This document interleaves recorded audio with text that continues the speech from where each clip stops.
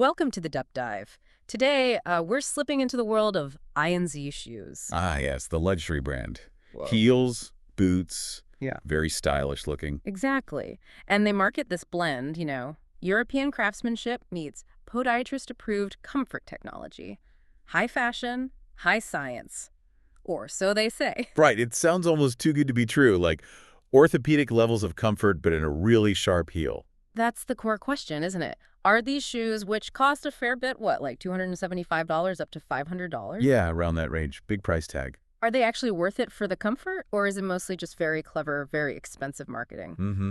And we've been looking into it, pulling together what the brand claims versus what actual customers are saying, the real-world feedback. Okay, let's dig into that marketing promise first, because it is pretty ambitious. It really is. They're explicit about it. Scientifically engineered for comfort. They throw around terms like pressure-regulating footbeds, cushion heels, arch support. All the buzzwords. And the big Like- one, the idea you can walk all day in these things, even high heels. That's the fantasy they're selling, right? Justifying that luxury price point with, orthopedic language. Exactly. Padding, support, Yeah. applied to something you'd wear out. You Yeah. know, not typically designed for pure comfort. But hang on. Podiatrist-approved comfort in a $400 stiletto. I mean, is that truly feasible, or is it just marketing speak? Well, you'd think if the science was solid, the customer reviews would back it up overwhelmingly. And do they? That's where it gets really interesting, or maybe disappointing, depending on how you look at it. Okay. We found a lot of feedback across different places online, where buyers are saying these shoes are, well, far from comfortable. Oh! Yeah, some people actually use the phrase, the most painful heels they have ever worn. Wow. Okay, that's pretty damning, especially for that price. It really is. If you're paying top dollar specifically for comfort and getting pain instead, something's clearly off. So what's the specific problem people are reporting? What's going wrong? It seems to consistently come down to one major thing, the fit. The fit. How so? Over and over, users say the shoes run extremely narrow. Ah. People have tried ordering a size up, sometimes even taking them to a cobbler to get professionally stretched. And? Still uncomfortable. It just suggests that the fundamental design, the last they're built on, maybe just doesn't work for a lot of feet. Especially, average or wider feet. Right. And if a shoe doesn't fit, people are going to return it, which often shines a light on, how the company actually operates. You got it.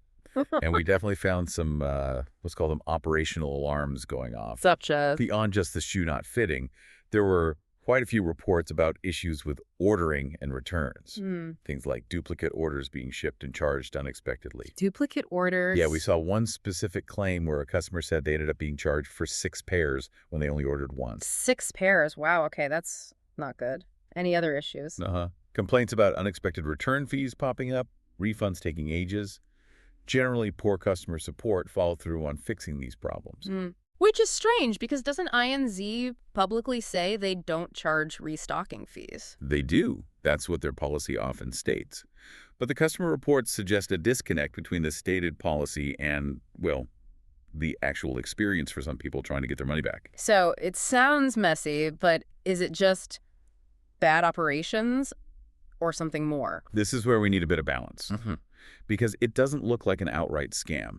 There are genuine positive reviews, too. Okay. Like what? Some people gave 5 stars, specifically praising customer service, Yeah. mentioning quick responses, getting replacements sorted out easily. Right. We even saw comments from people saying they'd buy again because the company did eventually make things right, even if the first pair didn't fit. So it's complicated. It's not just universally bad experiences. Not universally, no. It seems like they're a legitimate business. They have support staff who sometimes do resolve issues effectively. So what's the big takeaway then for someone listening who might be tempted by those ads? I think the main red flag isn't that they're fake, but what we're calling the comfort-confidence gap. Comfort-confidence gap. Yeah, just the huge difference between that high-tech, super comfortable marketing promise and the reality for many buyers. Especially, like we said, if your feet aren't particularly narrow. Okay. So the advertising might be over-promising quite significantly on the comfort aspect for the average person. It really seems that way. The product experience just doesn't consistently match the hype, even if customer service tries to fix things afterwards. Right. So if you're thinking about buying INZ shoes, what's the advice? Proceed with caution is probably the best way to Fair. put it. Definitely read reviews from independent sites, not just their own website. And check that return policy very, very carefully before you buy. Understand the potential costs and hassle if they don't work out. Exactly. Know that you might be paying that luxury price, but the orthopedic grace they promise might not actually materialize for your feet. It does leave you thinking, though, about luxury marketing in general. When you build your brand so heavily on scientific claims about comfort, when does that cross the line from just, aspirational marketing into something genuinely misleading? That's the question, isn't it? What does it mean for us as consumers when we rely on those promises, especially for something like pain-free walking? Yeah. Only to find the reality is, well, the opposite, something to definitely mull over.